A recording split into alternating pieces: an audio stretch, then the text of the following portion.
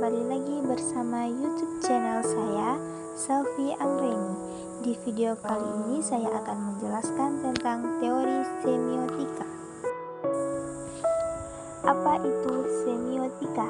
Secara etimologis, kata semiotik ini berasal dari bahasa Yunani, yakni semion, berarti tanda. Secara terminologis, semiotika dapat didefinisikan sebagai ilmu yang mempelajari tanda. Tanda itu sendiri dianggap sebagai suatu dasar konvensi sosial dan memiliki sesuatu makna tertentu.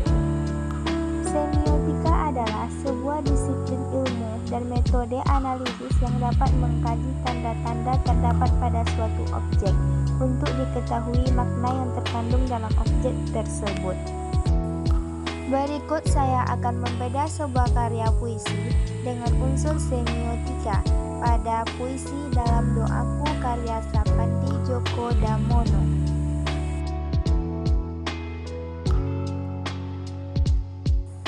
Yang pertama, ikon.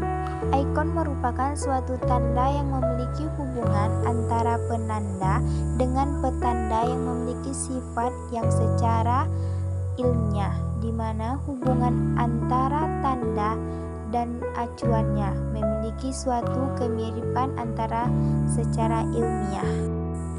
Baiklah, saya akan menjelaskan bagian dan baris puisi yang mana yang disebut dengan ikon. Yang pertama, bait ke-1 baris kedua. Ikonnya memejamkan mata. Maknanya, kata memejamkan mata merupakan tanda yang menandakan dengan menutup mata. Yang kedua, bait ke-1 baris ketiga. Ikonnya menerima. Kata menerima merupakan tanda yang menandakan tentang suatu yang diberikan atau dikirim. Bait kedua baris ke-1, ketika. Kata ketika merupakan tanda yang menandakan suatu hari atau suatu saat. Yang keempat, bait kedua baris ketiga. Ikonnya senantiasa.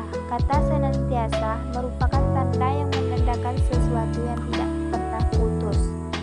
Yang kelima, bait ketiga baris kedua, hinggap.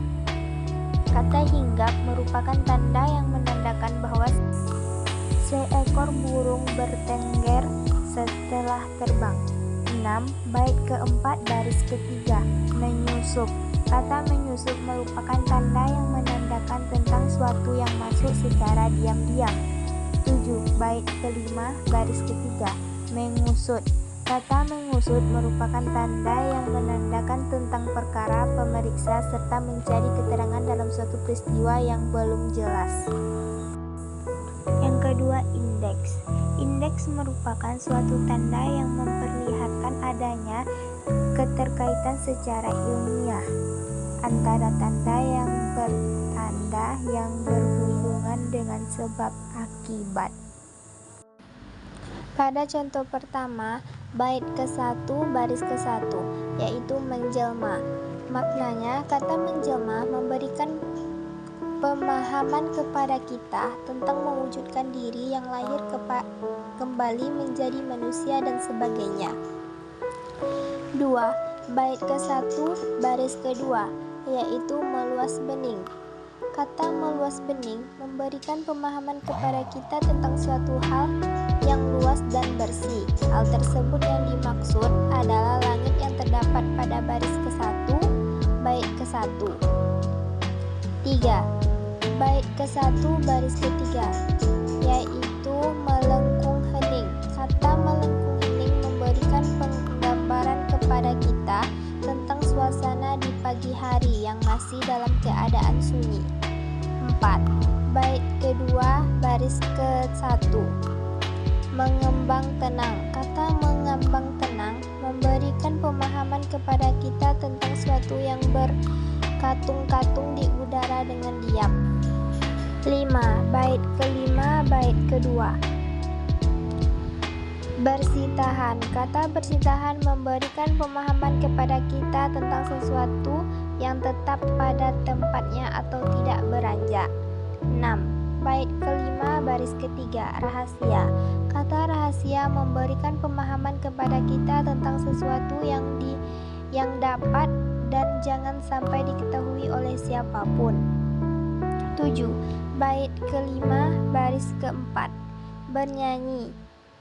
Kata bernyanyi memberikan pemahaman kepada kita tentang mengeluarkan suara bernada atau berlagu dengan lirik ataupun tidak.